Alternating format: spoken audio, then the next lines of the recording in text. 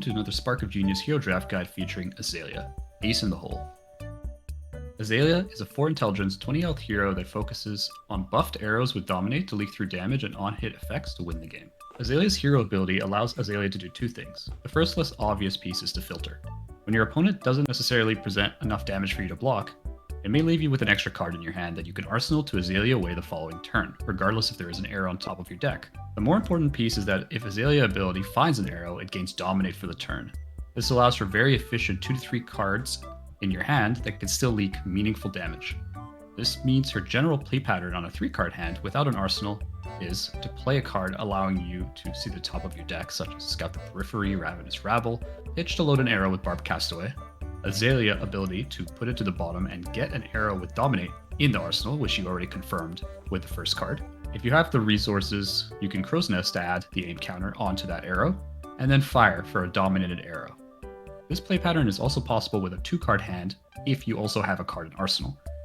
Azalea can utilize larger hands by playing out more buffs or using cards like Seek Horizon. For example, on a 4-card hand, playing Seek Horizon to put an arrow on top, which is great if you don't have a way to check the top of your deck, to gain Go Again, Pitch to load an arrow, use Azalea plus Crow's Nest for a dominated arrow with a yellow or blue depending on the arrow you've chosen.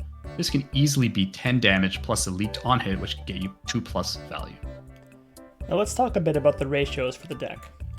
Azalea doesn't have a weapon that attacks, so the ratios only need to center around paying for arrows and a possible load or Crow's Nest trigger after Azalea's ability. Aim for around 3 to 5 blues. The blues in the deck should be majority 3-block arrows, where arrows such as Withering Shot and Infecting Shot are premium, as you can buff them to a 4 breakpoint with Barbed Castaway Flip or Azalea into Crow's Nest, making them actually playable in a pinch. You should aim for 12 to 14 yellow cards to bring your total blue and yellow count to 16 or 17 cards. Your yellow cards should focus on premium on-hits, such as Withering, Infecting, and Sedation Shot, as well as pseudo-opt cards, such as Spire Sniping and Scout the Periphery. Yellow buffs, such as Fletch a Yellowtail, are also good. Your red cards should consist of powerful 1-for-5 arrows with an on-hit, such as Infecting Shot and Withering Shot, combined with a good amount of buffs, such as Lace with Bloodrot, Frailty, or Inertia, Scout the Periphery, and Come to Fight to be able to buff once a turn. I recommend 5 at the minimum, but aim for 7 to 8 buff for more consistency.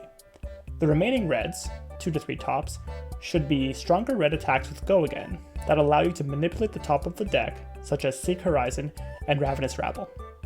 Key cards that you will want to try to pick up early include premium buff cards such as Lace with Bloodrot, Inertia, and Frailty, Scout the Periphery red, Fletch the Red Tail, and Come to Fight red, since these buffs are harder to replace, as well as premium red arrows such as Red Infecting and Withering Shot, as well as Sedation Shot at lower priority. The generic Go Again attacks such as Ravenous Rabble and Seek Horizon are good in the deck, but I would not pick them over the other premium red cards, as you are not able to dominate them and they act in more supporting roles to further enhance your Azalea ability. The priority after these cards are the yellow premium arrows, again, Infecting and Withering Shot, etc., as these can easily be either pitched or played. Specific arrows that Azalea benefits from over Riptide, for example, that should be picked up next are yellow and blue Spire Sniping, to try to guarantee an Azalea ability, as well as Widowmaker, yellow and blue being a bit more flexible and therefore more premium over the red. However, the red is still an acceptable card. These are also great cards to dominate, but also demands 2 cards or gets very good value off the buff +3. Yellow Scout the Periphery is also a fair inclusion, as it is flexible as a yellow to be either played or pitched. The rest of the deck will generally be filled with role player arrows, generally in yellow, such as Skybound Shot, Murkmire, which serve as adequate blocking or pitching, but if you are Azalea, 1 in, just ends up being a bit of chip damage. Now let's move on to the equipment. The best pieces of equipment for this hero include Toxic Tips, to add additional on-hits and provide armor, Threadbare Tunic, which is helpful for playing off 1 to 2 card hands, such as playing a buff, potentially Scout the Periphery to find something on top, then either Azalea and pop Threadbare to fire a 1-cost dominated arrow for 7, or, if you don't find anything, fire the arrow in the arsenal. Seeker's Legs can provide damage prevention, and Opt for cycling or finding arrows on top, and Wayfinder's Crest, which enables you to get a free Scout or Spire trigger, without having to play a card out and guarantee the Azalea trigger. The Seeker's equipment are generally better when combined with either Peace of Mind, or when running more than one piece of Seeker's equipment, so they can be used quite well on turn 1 or into a Benji. Tips and tricks. Because you could dominate your arrows with Azalea ability and run a fair amount of buffs, it's generally worth it to go first and attempt to dominate a big arrow with an on-hit, like Blood Rot or Frailty, or even getting a big arrow that forces through damage unless they commit armor, or happen to have damage prevention in their opening hand, which has a lower likelihood. You generally do not want to run any generic attacks without Go Again, as they don't gain Dominate and generally just end up bricking your hand and clogging your arsenal.